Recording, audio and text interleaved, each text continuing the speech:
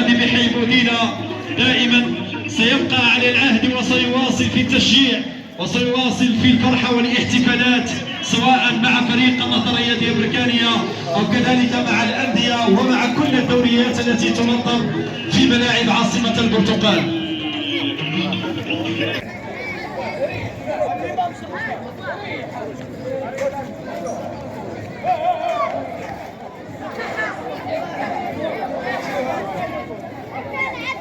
مون لا حولك.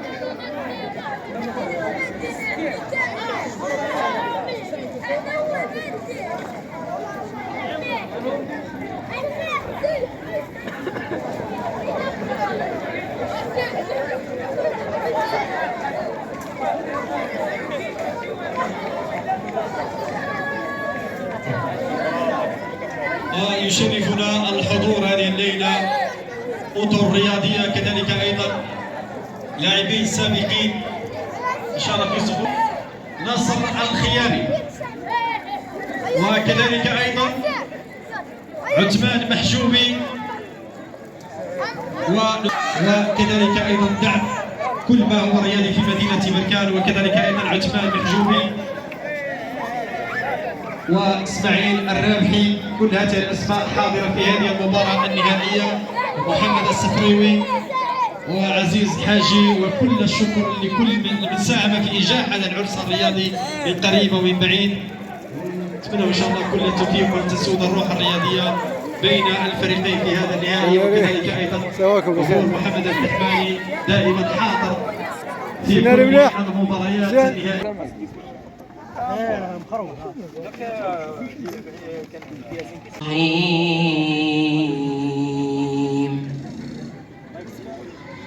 إن الذين قالوا ربنا الله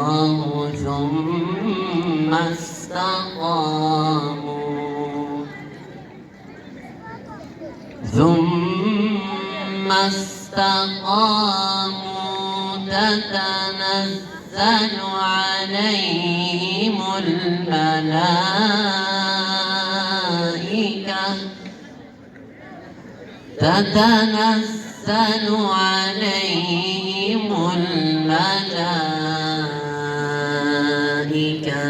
ألا تخافوا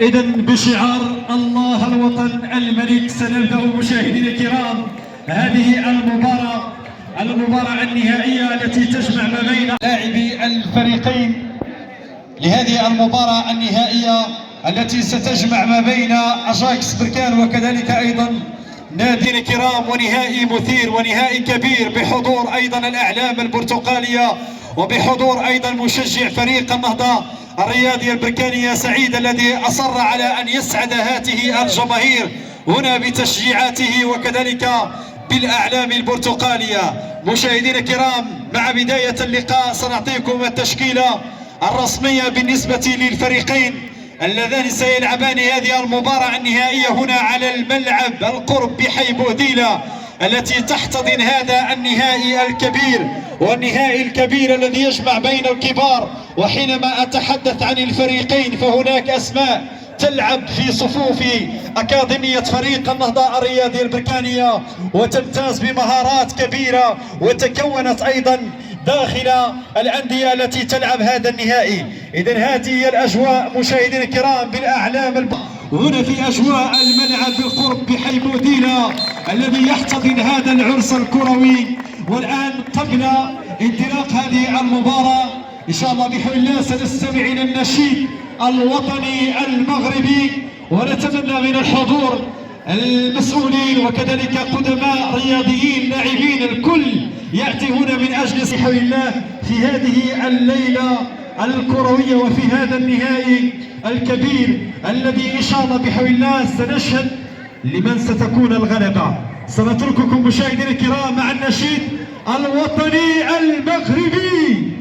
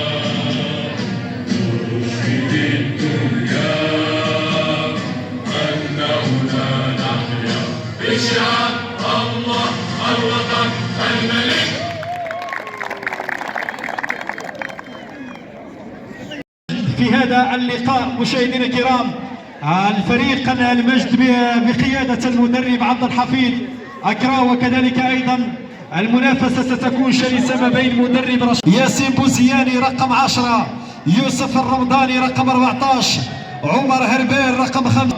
بالنسبة لمدرب فريق أجاكس الكاس رشيد الذي رشاك الذي على تقنية الفار، كذلك أيضا اليوسفي أمين حكم الساحة، وبالنسبة لأسامة البارودي حكم مساعد. سيكون في هذه المباراة مشاهدينا الكرام 3 حكام ليديروا هذا النهائي الذي يجمع بين نادي المجد وكذلك بين أجاكس بركان باللون الأزرق كما قلت لكم السماوي منذ البداية. فريق المجد كرة طويلة في وسط الميدان للفريق الأبيض المدريدي مشاهدينا الكرام بقميص الأبيض يريد التتويج بهذا اللقاء على حساب المرشح الأبرز فريق أجاكس بركان. كرة مرة أخرى تعود إلى وسط الميدان رقم 5 عمر هربيل. عمر هربيل تعود إلى جهة اليمنى، كرة تعود مرة أخرى والضغط من جانب الفريق الأزرق في هذا اللقاء في بداية المباراة من أجل تسجيل أولى الأهداف، والأهداف المبكرة قد تحسم الأمور وقد تقلب الموازين. الدفاع يبعد الخطر رقم 10 ياسين بوزياني. كرة مرة أخرى تعود إلى بوزياني، تعود إلى عمر هربيل رقم 5. كرة مرة أخرى تعود إلى أجاكس، كرة تقطع وتعود طويلة إلى قلب الدفاع، وكرة مرة أخرى ما زالت في فريق تعود طويلة إلى حارس مرمى المجد. بداية سريعة، بداية قوية بين الفريقين. ننتظر التسديد رقم 15 والتوزيع والتسديد. الله يا سلام يا سلام على الدفاع، كانت حاسمة. تقنية الفار، الحكم يعود إلى تقنية الفار. أول مرة نشاهد تقنية الفار في هذه المباراة. تقنية الفار يعود إلى حكم المباراة محمد رشاك في تقنية الفار.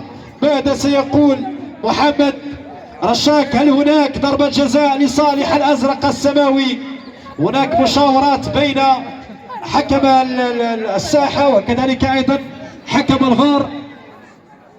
ننتظر قرار الحكم مشاهدينا الكرام. ضربة جزاء، حكم الفار يعلن عن قرار ضربة جزاء لصالح فريق الأزرق السماوي. مشاهدينا الكرام في علاوي، محمد أمين علاوي يتكلف بتنفيذ ضربة الجزاء التي أعلن عنها تقنية الفار. الحارس المرمى يوسف اليوسفي. الله، الجول جول جول جول، حطها في الجول يا علاوي، حطها في الجول. هذا الفرحة بأولى الأهداف. لقاء مثير هنا على الملعب القرب بحي بودينا التي تحتضن هذا العرس الكبير. نهاية المباراة بتفوق الأزرق السماوي في هذا النهائي الكبير. مشاهدينا الكرام، برافو الرجال، برافو الفريقين، برافو لاعبين نادي المجد وكذلك الأزرق السماوي. مباراة كانت مثيرة، انتصار كان مثير لفريق الأزرق أجاكس بركان بالأسماء الكبيرة وبالمواهب التي حضرت من كل الأحياء الشعبية في مدينة بركان من أجل لعب هذه المباراة النهائية. إذا التتويج مستحق لهذا الفريق الأزرق كما قلت لكم. احتفالات، يا سلام، فرحة مستحقة بالنسبة للأزرق السماوي، فرحة مستحقة للأزرق السماوي. بالنسبة للأزرق السماوي الذي نال المراد وتمكن من الملعب البلدي. لن ينساك عشاق النهضة في كل مكان. تصفيقاتكم مشاهدينا الكرام.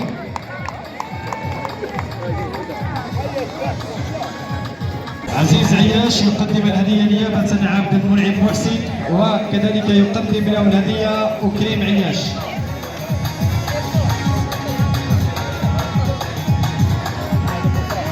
باش تسلموا الجائزة وصورة تذكارية. قدمتم صراحة مباراة كبيرة. يوسف اليوسفي الذي نال أحسن حارس في هذه الدورة، وهذه الصورة التذكارية. تصفيقاتكم على فريق المجد. كل التحية والتقدير لكل الصاهرين على هذا الفريق. فخورين بكلية الدعوة، فرحانين بهذه الأجواء الرمضانية الرياضية، خاصة اللي نشوفوا هذه الكم ديال الشباب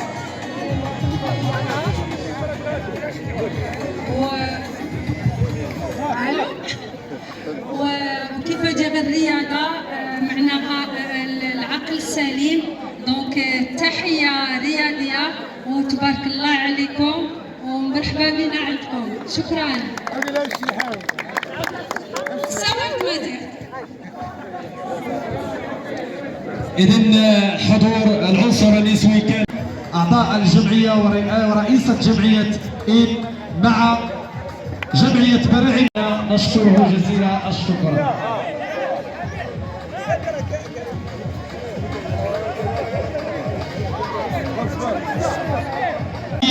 ديار محمد مشكورا، بدار محمد مشكورا على الحضور ديالو حتى النهاية من أجل أن يشرفنا في الحضور ديالو. مشاهدينا الكرام، وإعطاء الهديان الذي عن جدارة واستحقاق تمكن من تحقيق اللقب على حساب فريق المجد. والآن سننتظر أن ترفع الكأس الغالية.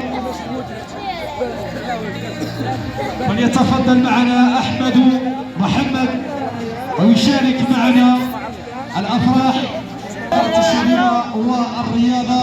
مشكورين على الحضور. وهنا ترفع الكأس صاحبة الأذنين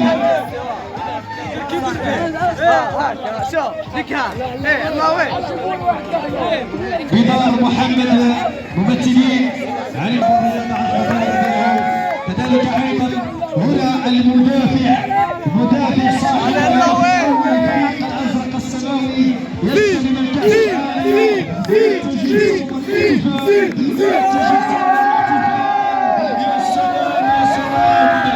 الكأس ترفع من جديد. الكأس ترفع من جديد. صاحبة الأذنين ترفع هنا في الملعب.